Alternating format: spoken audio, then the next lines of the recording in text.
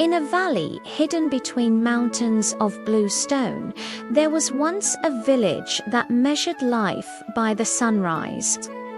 Every morning, the first golden ray slipped over the peaks and touched the little houses one by one.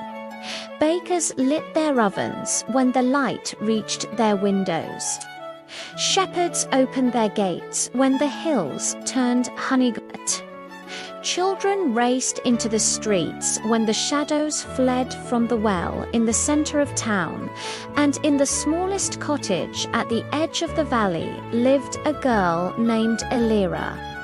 Elira was not the strongest, nor the richest, nor the loudest, but she had a gift unlike anyone else. She could mend almost anything. She stitched torn sleeves so neatly that no one could find the tear. She repaired cracked curtains with clever little patterns of thread. She even once sewed together the wing of a kite so well that it flew higher than before it had broken. Around her neck, Elira wore a silver needle on a chain. It had belonged to her mother, who had vanished many winters before.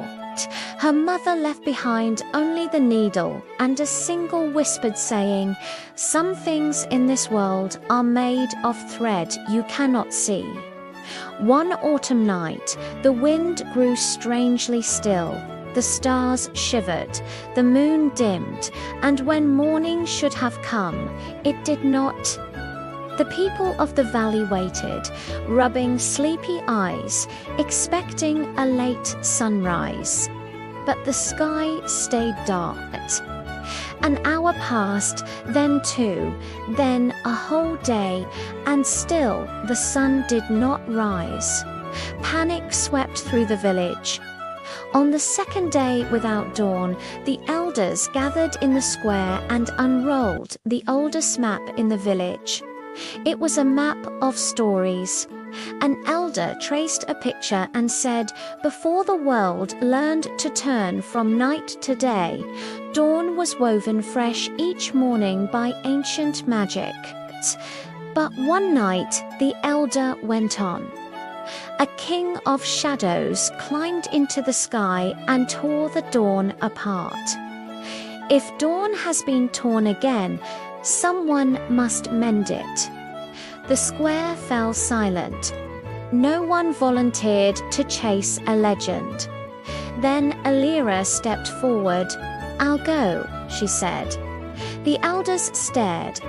"You are only a seamstress," one murmured. Elira touched the silver needle around her neck.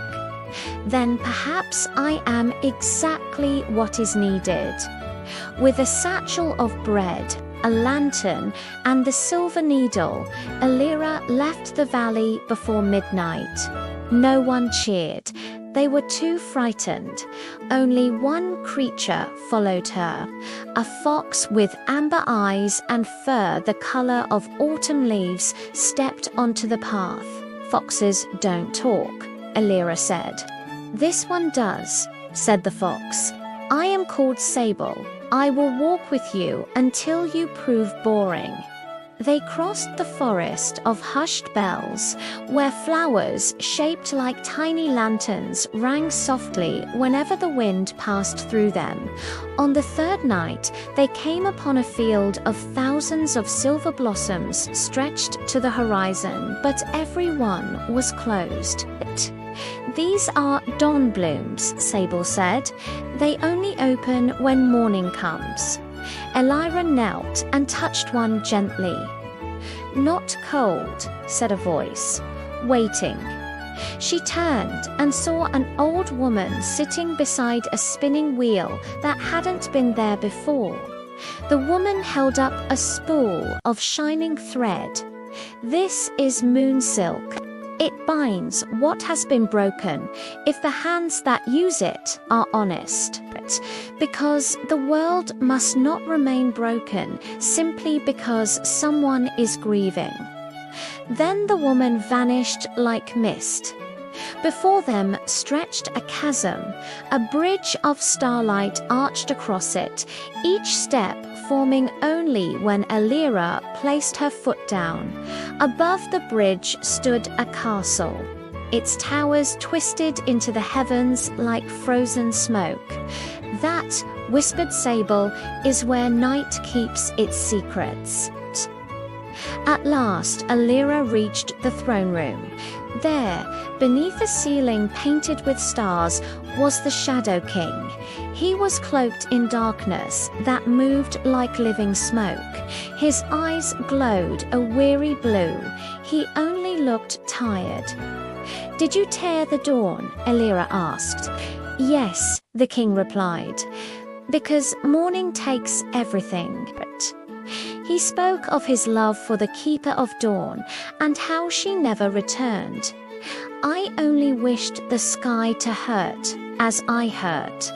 In the center of the room floated pieces of something bright and golden, each trapped in glass, torn ribbons of sunrise. "You cannot heal loss by spreading it," Elira said. She held up her mother's needle. "I know how to mend what has been torn." Elira took the moon silk and fed it through the needle.